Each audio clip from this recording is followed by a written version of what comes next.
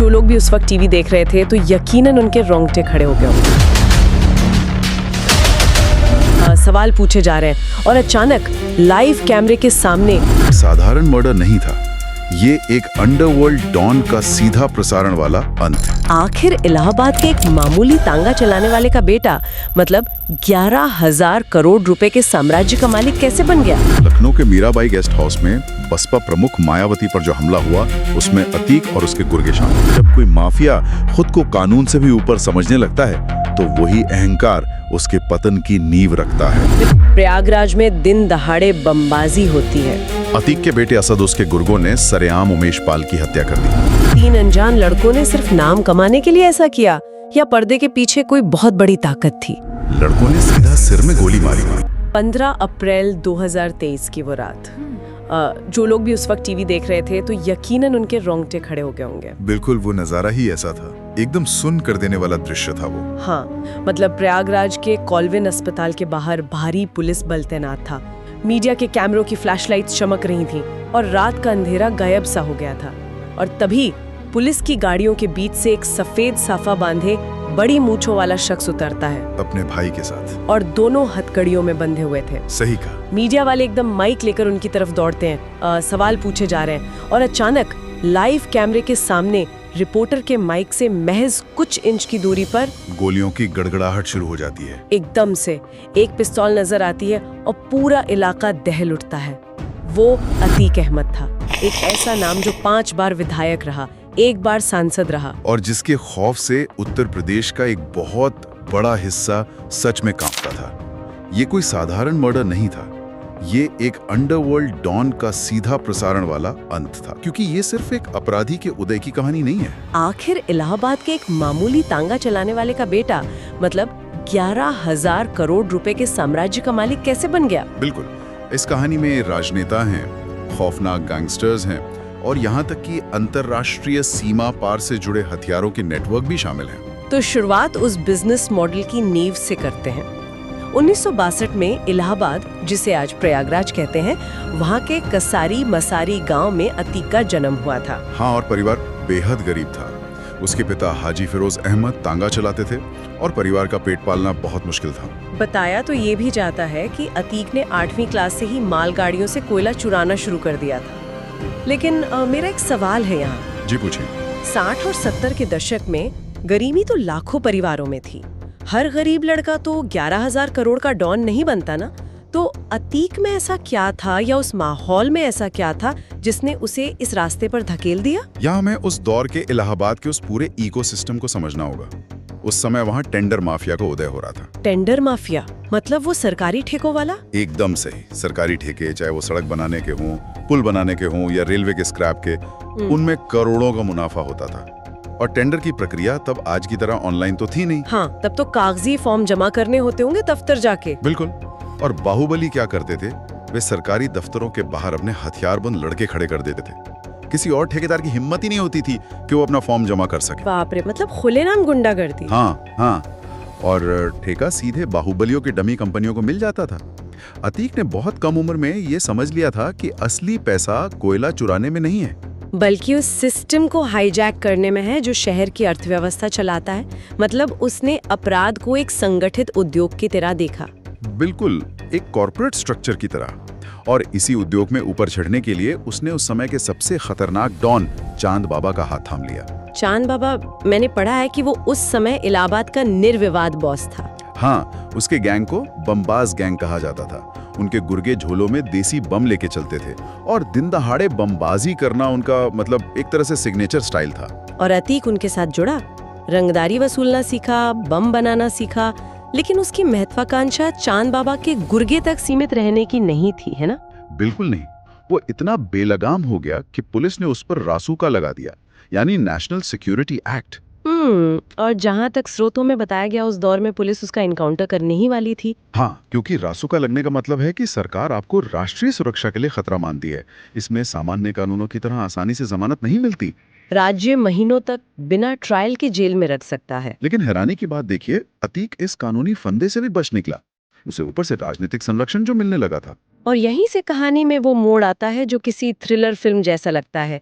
1989 में अतीक ने उसी चांद बाबा की हत्या करवा दी जिसने उसे अपराध सिखाया था। ये अंडरवर्ल्ड की दुनिया में किसी बड़ी कंपनी के हिंसक टेकओवर जैसा था। अतीक ने सिर्फ चांद बाबा को मारा ही नहीं, बल्कि उसके पूरे नेटवर्क और खौफ के साम्राज्य पर कब्जा कर लिया। बिल्कुल। जो लड़के कल तक चांद बाबा के इशारे पर बम फेंकते थे, वो अब अतीक के वफादार हो गए थे। ये शतरंज के खेल में एक प्यादे का सीधे राजा को मारकर बोर्ड पर कब्जा करने जैसा था। बहुत सटीक उपमा है। लेकिन एक अपराधी जिसका रिकॉर्ड इतना खराब हो, वो पुलिस से कैसे बचता? यहीं से अतीक ने वो रास्ता चुना जो भारतीय राजनीति का एक बहुत स्याह पन्ना है। आप उसके चुनाव लड़ने की बात कर रही हैं? हाँ, 1989 से 2004 के बीच अतीक इलाहाबाद पश्चिम से लगातार 5 बार विधायक चुना गया। मुझे ये बात सच में समझ नहीं आती कि लोग उसे वोट क्यों दे रहे थे। हाँ, मतलब जिस आदमी पर हत्या और अपहरण के दर्जनों मुकदमे हो, क्या पूरी की पूरी जनता अंधी हो गई थी? जनता अंधी नहीं थी, जनता डरी हुई थी, और इस डर का राजनीतिक दलों ने भरपूर फायदा उठाया। उस समय बूथ कैप्चरिंग एक बहुत आम बात हुआ करती थी। मतलब जबरदस्ती वोट डलवाना। हाँ, बाहुबलियों के हथियारबंद गुर्गे पोलिंग बूथ पर कब्जा कर लेते थे, चुनाव अधिकारियों को धमकाते थे और खुद ही मत पेटियों में ठप्पे मारकर पर्चियां भर देते थे। तो राजनीतिक दलों को सत्ता में आने के लिए ऐसे बाहुबलियों की जरूरत थी? हाँ, मतलब सियासत ने अपराध की आउटसोर्सिंग शुरू कर दी थी। एकदम सही शब्द इस्तेमाल किया आपने, आउटसोर्सिंग। इसी दौर में समाजवादी पार्टी उत्तर प्रदेश में MY समीकरण यानी मुस्लिम यादव गठजोड़ मजबूत कर रही थी। और अतीक अहमद इस समीकरण में पूरी तरह से फिट बैठता था, है ना? बिल्कुल। उसे राजनीतिक संरक्षण चाहिए था और पार्टी को उसका बाहुबल और वोट बैंक, तो उसने पार्टी का दामन थाम लिया। और इसी बाहुबल के नशे में 1995 का कुख्यात गेस्ट हाउस कांड हुआ था। लखनऊ के मीराबाई गेस्ट हाउस में बसपा प्रमुख मायावती पर जो हमला हुआ, उसमें अतीक और उसके गुर्गे शामिल थे। ये घटना सिर्फ एक राजनीतिक झड़प नहीं थी, ये सिस्टम को ये दिखाने की कोशिश थी कि सत्ता चाहे किसी की भी हो, असली कंट्रोल हम गुंडों का है। सच में ये बताता है कि अपराधियों का हौसला इतना बढ़ चुका था कि वे राज्य के एक शीर्ष नेता को दिन दहाड़े बंधक बना सकते थे। सिस्टम पूरी तरह से लकवाग्रस्त हो चुका था उस वक्त। यहाँ से मामला सच में बेहद दिलचस्प हो जाता है।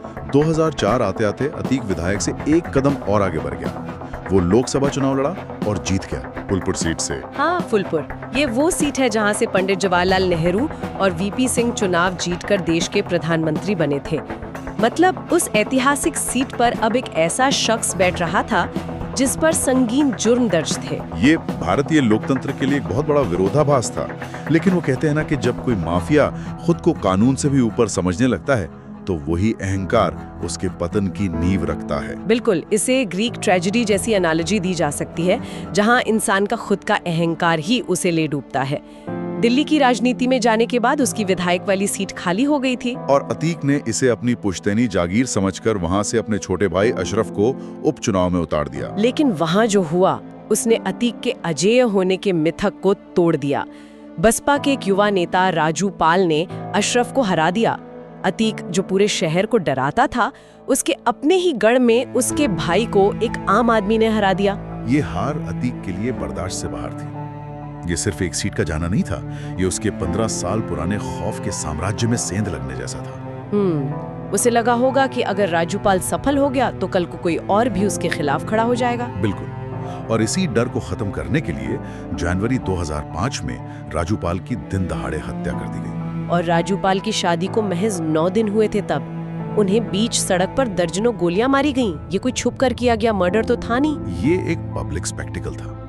उद्देश्य राजूपाल को रास्ते से हटाना भर नहीं था, उद्देश्य सिस्टम को एक संदेश देना था कि अतीक के खिलाफ जाने का अंजाम क्या होता है। गवाहों को डराया गया।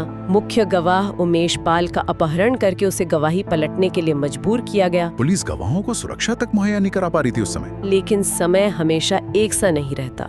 2007 में मायावती पूर्ण बहुमत के साथ मुख्यमंत्री बनी और वो 95 का गेस्ट हाउस कांड भूली नहीं थी। उसी साल हुए चुनाव में राजू पाल की विधवा पूजा पाल चुनाव मैदान में उतरी और उन्होंने अशरफ को हरा दिया।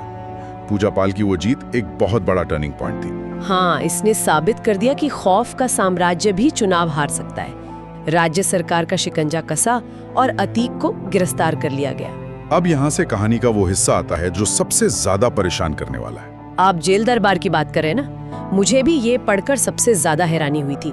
हमें लगता है कि जेल का मतलब सजा है, लेकिन अतीक के लिए जेल एक नया कॉर्पोरेट हेडक्वार्टर बन गया था। एकदम सही। सलाखों के पीछे बैठा एक आदमी बाहर के 11,000 करोड़ के साम्राज्य को चला रहा था। असल में अतीक सिर्फ शारीरिक रूप से जेल में था। उसके पास मोबाइल फोन होते थे। वो जेल के अंदर से ही ठेकेदारों को धमकाता, रंगदारी वसूलता। सिस्टम का खोखलापन इस कदर था कि जेलर भी उसकी मर्जी के बिना वहां पत्ता नहीं हिलने देते थे। परमाणु समझौते पर वोटिंग होनी थी। हर एक वोट कीमती था और सरकार बचाने के लिए अतीक अहमद को विशेष अनुमति पर जेल से निकालकर सीधा संसद लाया गया। ये तो ऐसा है जैसे किसी खूंखार शेर को पिंजरे में डाला गया हो, लेकिन वो पिंजरा ही उसका नया महल बन गया। जब देश को एक माफिया के वोट की जरूरत पड़ने लगे तो सोचिए नीचे के स्तर पर पुलिस का मनोबल कितना गिर जाता होगा। जब ऊपर से ये संदेश आता है कि ये अपराधी हमारे लिए जरूरी है, तो कोई लोकल अफसर हाथ डालने की हिम्मत कैसे करेगा? और इसी का असर 2012 में दिखा। अतीक ने चुनाव प्रचार के लिए इलाहाबाद हाईकोर्ट में जमानत याचिका लगाई और 10 जजों ने, पूरे 10 हाई कोर्ट के जजों ने उसकी सुनवाई करने से खुद को अलग कर लिया। उन्होंने व्यक्तिगत कारण बताए, लेकिन असल में क्या था? असल में ये डर था। बाप रे, जब 10 हाई कोर्ट के जज भी डर जाएं, तो आम नागरिक न्याय की उम्मीद कैसे कर सकता है? जब न्यायपालिका भी खौफ खाने लगे तो समझ लेना चाहिए कि सिस्टम पूरी तरह चरमरा गया है। और इस ताकत का सबसे बेखौफ मुजाहिरा 2018 में हुआ। अतीक देवरिया जेल में बंद था। उसके बेटे उमर ने मोहित जायसवाल नाम के एक बिजनेसमैन का अपहरण किया। और अपहरण करके उसे किसी सुनसान जगह नहीं ले गए, उसे सीधे देवरिया जेल के अंदर ले गए। एक अपहरित व्यक्ति को आप सरकारी जेल के गेट से अंदर ले जा रहे हैं। मतलब जेल प्रशासन, सीसीटीवी सब अतीक की जेब में था। जेल के अंदर अतीक ने उसे लाठियों और लोहे की रॉड से बुरी तरह पीटा।